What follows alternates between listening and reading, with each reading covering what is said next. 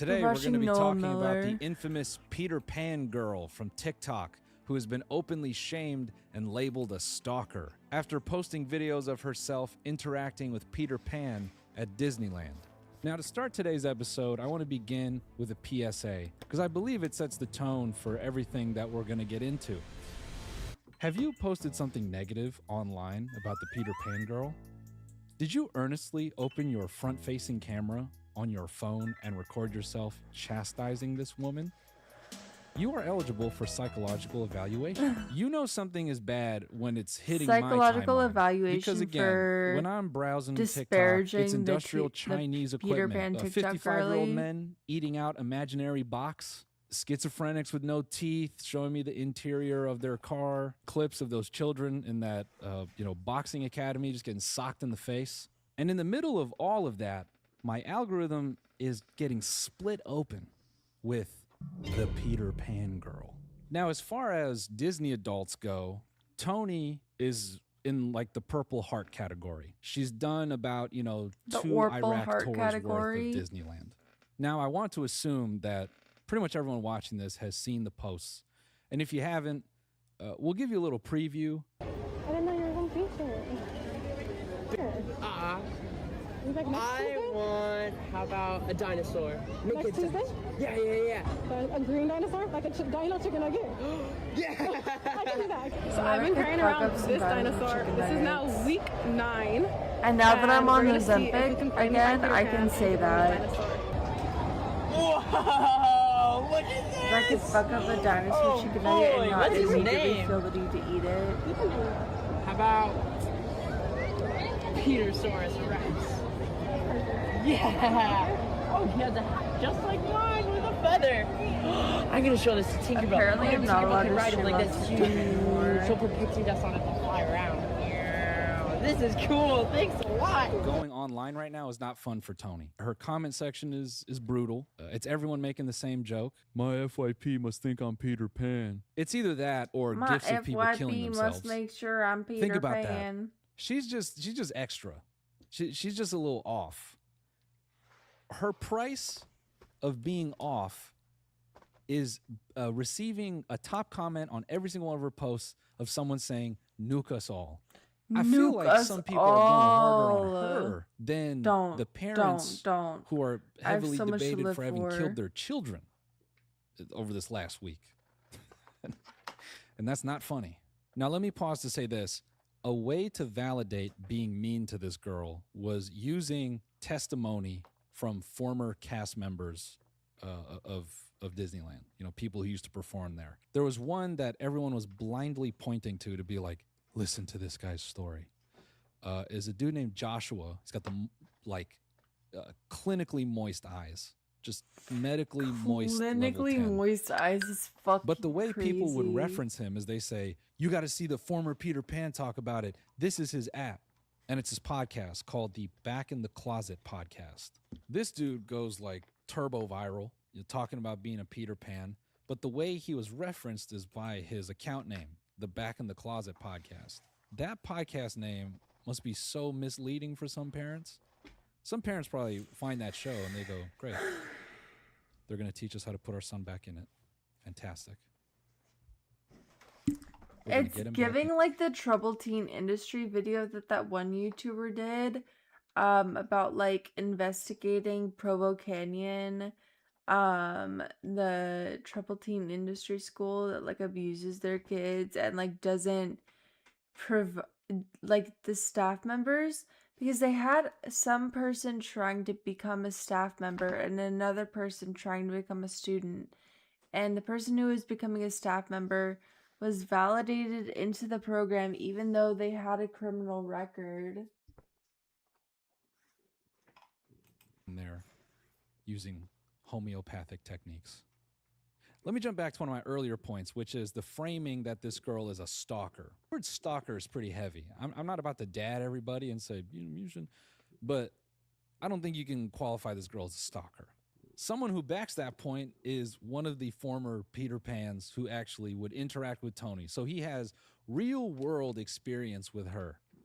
And it's hilarious to see how many people disagree with him and, as it goes on the internet now, people will tell you how you feel about your own things, and they'll pathologize you instead of just hearing what you have to say, because everyone lives in their own reality. But that's I'm like, how badly did you scratch me when I pulled him onto my chest? He himself basically says, hey man, we know what it is with Tony, but she never did anything that was crossing a line, so leave her alone. Already, the types of videos I was seeing about Tony, which I'm going to get to in a second, were ridiculous. But now it makes all these people look even more like assholes. Example number one, and again, I didn't watch every single post, but I watched a good number of them. I actually think I shaved a couple grooves off the front of my brain watching these videos. A lot of them kind of fall into the 3 to 7 minute range in terms of length. And they're these really long personal stories that all land on one central conclusion. They all kind of sound like this. I have been a visitor of Disneyland Park since I was a seaman. I was actually one of the rare cases where a father nutted out their semen with legs. And so back then, Disneyland was doing free tickets for semen with legs. So my dad naturally took me there. And before crawling into my mom's egg, there was about a 1-year period where I was visiting Disneyland Park with crawling my tail. into my mom's egg is I have pictures fucking of every character. insane. I visited every character 3 times with my tail. It was so special. And then I decided to become a human being. I'm 33 now. I've gone to Disneyland every single day since I left my mother's egg and became a baby. And I've never done what Tony's done. And, you know, I'm being facetious, but that's how these stories look. And the excitement. Look, and I was looking at Dolls Kills merch, not merch, but products. They're closed the other day, or not the other day, today. And I was like, okay, like low-key, like I could totally imagine like going out on town in this what's her face? The Frankenstein bitch, Sally, in Sally's dress with my boyfriend wearing like a pinstripe shirt. And I could totally imagine like us just going out on town wearing that merch. Not even in Disney, just in Austin. Just in Austin, because Austin understands cosplayers. And I'm like, who's to say that I can't Disney bound at the Domain? Some people have in their eyes to make on these 6th Street front-facing camera videos to go, dude, I'm better than this bitch, is something I personally cannot relate to, and I am like shocked in a way. And part of this is because, you know, I'm partially Unk. I have a son. I'm forced to be in the real world, and I don't interact with these things all the time. Oh, he really does have a son. And when I forgot about that. with the internet, I'm being sold industrial equipment, you know, that would like lop my fingers off. I don't know why that is all my TikTok feed. But so the deeper I dug into this, I am just genuinely shocked that people would see this and go, man, how many people kicked this stupid bitch in the stomach? How many? Verbally, how many? 100,000? Not enough. Get me in line. I want 2 trips. The Bonnie Blue of abortion is punch. In our future. Matter of fact, I need to stomp her spirit with both of my feet with steel-toed boots. I gotta stomp that shit out. I need her to fucking hate herself. The hell is wrong with you people? The only thing that people seem to try to put up to the surface were other people that they deemed sort of inappropriate.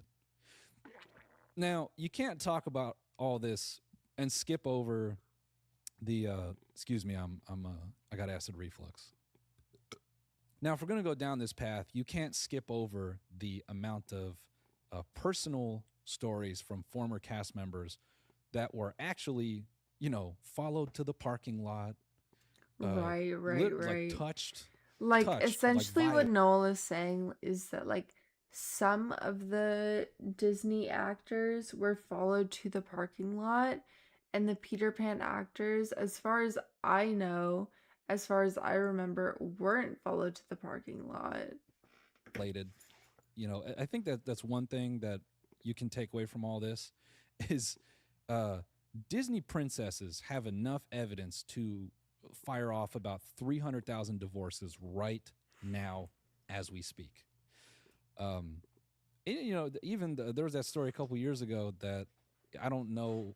I vaguely, for some reason, remember this, but it was like a guy who claimed as Goofy. He had to get his ass touched. And really, I actually went down, if I could tangent, this weird sort of rabbit hole of what it takes to be a Disney cast member performer.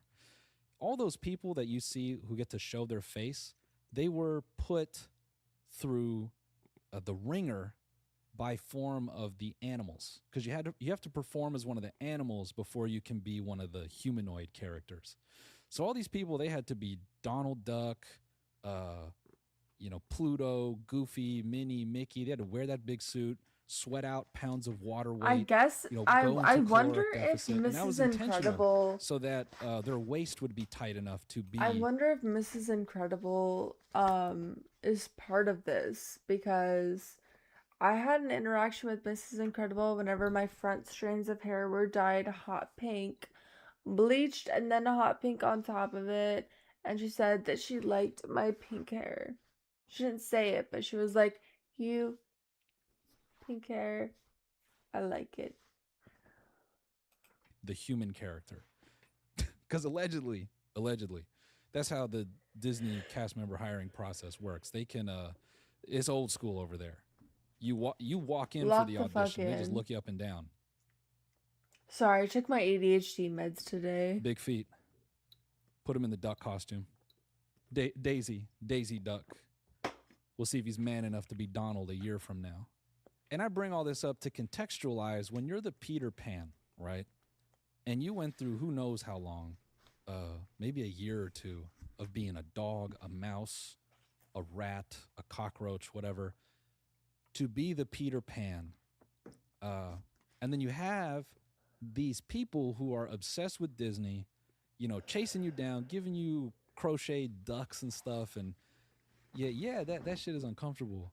How, like, weird it would be to clock out of that job, go to the internet, and then see people posting body language analysis about you in an interaction with this said stalker. The people who make these videos, these body language analysis videos, think that you are incapable of looking at someone and reading the room. And that is likely from a personal place. They're projecting that onto you. And what's hysterical to me is, you know, these captions. They think that they understand it, like these body language analysis. They think that they understand it, and they themselves are not even in contact with their subconscious. They're not intact with their subconscious. They could never even imagine what their subconscious provokes them to say subconsciously, with subconscious motivations, or what their subconscious provokes them to do with a subconscious motivation. And it's fucking insane. And it's like they genuinely think that they're intelligent and shit. And it's like, no, the fuck, and you're these are not. all people who have never had a job. Congratulations, you have spotted out that someone on their really intense job of playing a character all day is fucking over it. That's gonna happen. God bless the Disney cast members. I mean, to walk into work, knowing that your waistline is being observed, and you put on the suit, and you wore the dog costume for so many years, and and then for 8 hours you got to be doing I'm Peter Pan. That's a tough job. I find it to be insulting to these people that you have to make a video calling out when they're not doing well. Because all that's going to happen is a big corporation pulls that up and they go, you know what, this body language analysis kind of highlights that you're slacking a little bit. Right, Now, I right, know right. we're like deep into this very dramatic thing that's going on online, but I think now would be a great time to go to some sponsors. We want to take a minute to thank a I sponsor. bought 5 million. I bought 15,000, 1 The million. original was some company feel like a witch hunt.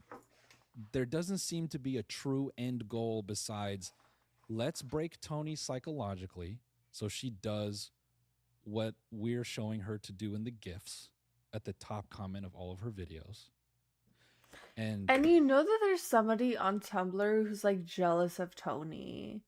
Some person who lives in like the eastern United States who looks at Tony's content and is like, I wish that was me. Like some millennial who read the Tumblr post about Peter Pan saying, "Oh, you fought a lot of pirates," about their self-harm scars, and they think that that's going to be them, and it's like, no, cuz that's not A, that's not fucking appropriate, and B, the actors don't do that shit twice in a row. And also there are different actors for the same character. And they just seem to just not comprehend that. each of our accounts get tons of likes and retweets for laughing at it. I was friends-in-law with somebody who was friends with Cinderella and friends with Elsa. For the record, that's what they make you say whenever you play a character. You have to say you're friends with that person, not that you actually play that person. But yeah.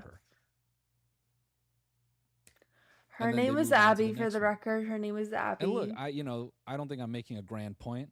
The internet has... And also my brother and my dad used to work at Disneyland. I don't know if that's like a known fact about me. My brother worked Autopia and he worked the Finding Nemo ride. My dad was a lifeguard at the hotels. Demonstrated time and time over that and the hotels and their weird pools. witch hunts. And this is, I guess, for me, this is a moment to go, maybe let's chill out. Let's chill out a little bit. Now, Tony, again, some of the interactions like, bro, these guys don't get paid enough, right? They like putting on the suit. I know you like that they're in the suit. I know you like a man in that suit. Let's work on finding...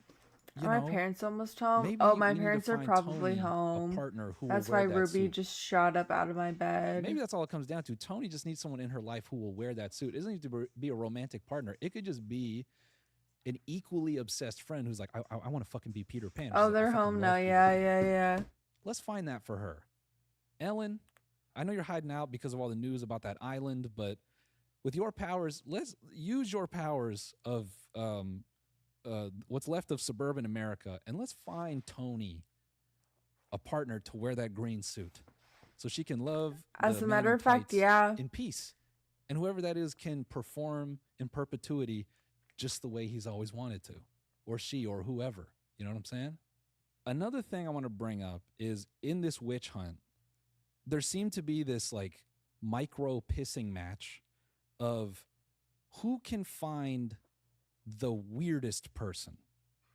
Because Tony, she's got posts, she's putting herself out there, about her obsession. Who can with find Peter the Pan weirdest Disney adults? And then there became this thing of like freaks who collect online media of people. They're like trading cards, and they're going, Tony is like a PSA 6 on the adult Disney scale.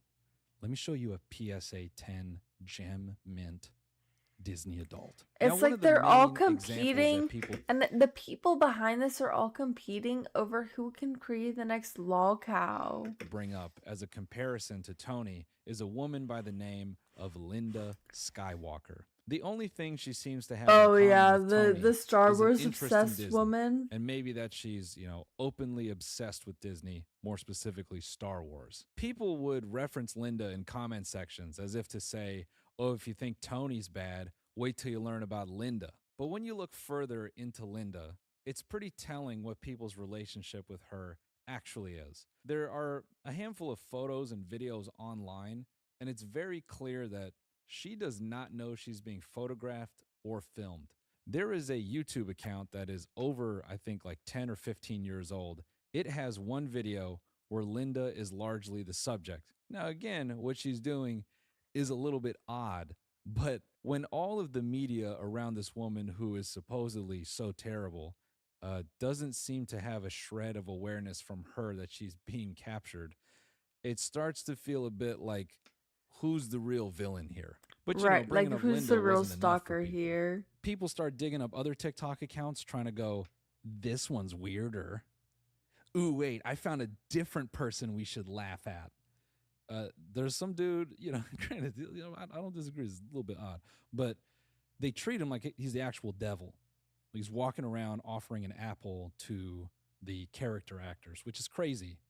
Because even in Disney lore, I mean, the only apple I've seen offered. Like, it's one thing if you offer the apple to the characters to see what they're gonna say and like create a commentary about like how Disney princes and princesses react to being offered food. It's another to genuinely offer the fucking apple. Disney lore has literal poison in it. So for him to walk up to a Disney princess and be like, hey man, let's read the room. You know the source material very well. We know you know the source material. Let's not fuck around with an apple like that. They're treating him like Satan, you know, like he's giving the original forbidden fruit to these people. It was just it just feels like it's just spun. And it's one thing if you want to give these people an apple. It's another thing if you want them to take a picture with the apple. It's another one if you want them to take a bite out of the apple, versus if you just want them to be around you while you hold the apple. And that's like your thing, is like taking a picture with all of the characters that you can with an apple in your hand. Out of control. You know? For what though? There doesn't seem to be an end goal. Just in general, absurd. So the bottom line is, if you are leaving gifts of suicide on a person's public profile, if you are creating body analysis videos, if you are leaning into your experience in liberal arts to condescend people about how you can recognize when the Peter Pan breaks character to demonstrate that he's uncomfortable, let's just roll a second of the source material that I'm talking about. And I'm going to blur her face because I'm not trying to dogpile, but just listen to her tone of voice for a moment. So he actually breaks character several times in that video. He does. And his true body language comes through. I don't know if you are aware of that and are able to spot it. You see, I studied theater in college. That's what my bachelor's is in. I have my master's, but it's not in theater. But yes, he absolutely breaks his character. And he's pretty good at going right back in and masking it. I wonder if you can spot the moments when he does. I'm a little surprised you aren't able to spot that. If you are doing any of this, I implore you to put the phone down, go within, discover what is bothering you. Because unless you're like 8 years old, I don't know if you could justify this behavior really. I can't imagine a logically sound position to go, I need to fuck with this person's life. Right. Even worse, if you're an adult, which plenty of adults jumped in on this, being an adult, putting some of this out and then getting validated by 8-year-olds, that has got to feel bad. You should feel bad about that. That's odd. That's strange. Okay, Cece, I think we get the general idea. I'm falling asleep right now. Thank you so much for joining me. I'm not